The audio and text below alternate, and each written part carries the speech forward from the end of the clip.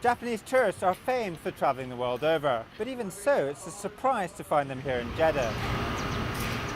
It's one of the most cosmopolitan cities in Saudi Arabia, and pilgrims and travellers have been coming here for centuries.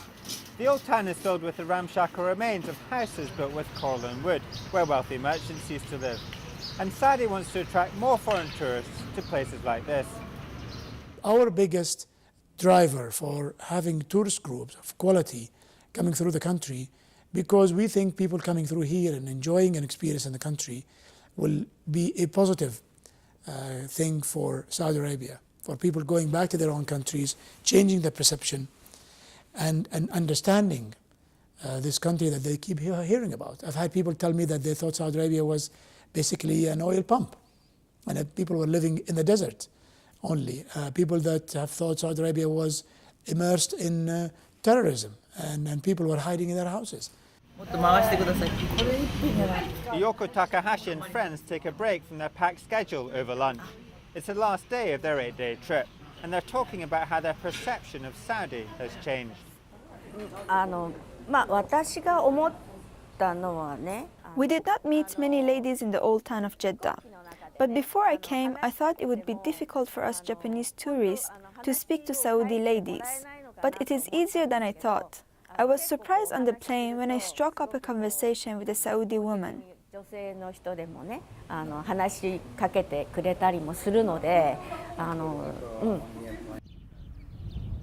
Saudi Arabia is investing millions of dollars into its tourist industry, pouring money into sites like this one, which will be ready in 2012.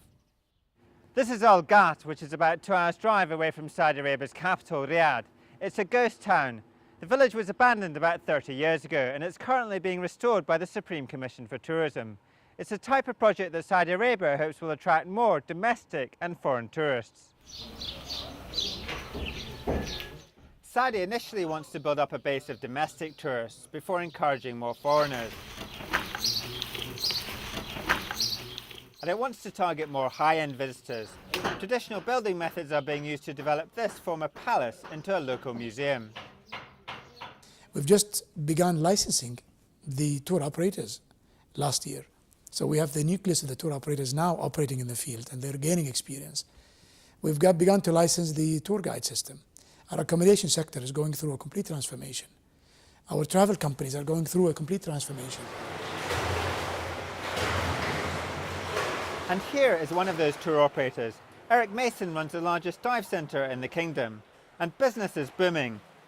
The amount of divers coming here has doubled every year since he set up 5 years ago, and most of the divers are from abroad. They're attracted by the intrigue of Saudi Arabia and put off by the fierce competition between dive centres across the Red Sea in Egypt.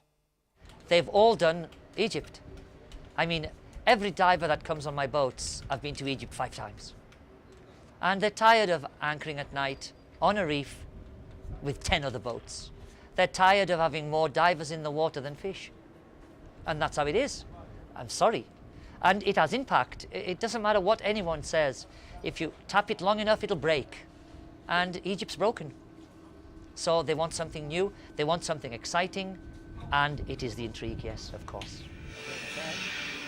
Saudi Arabia may not be everyone's cup of tea, but the kingdom doesn't want to open up to mass tourism like neighbouring countries. It's keen to retain its culture and way of life. And for these tourists, that is part of the attraction.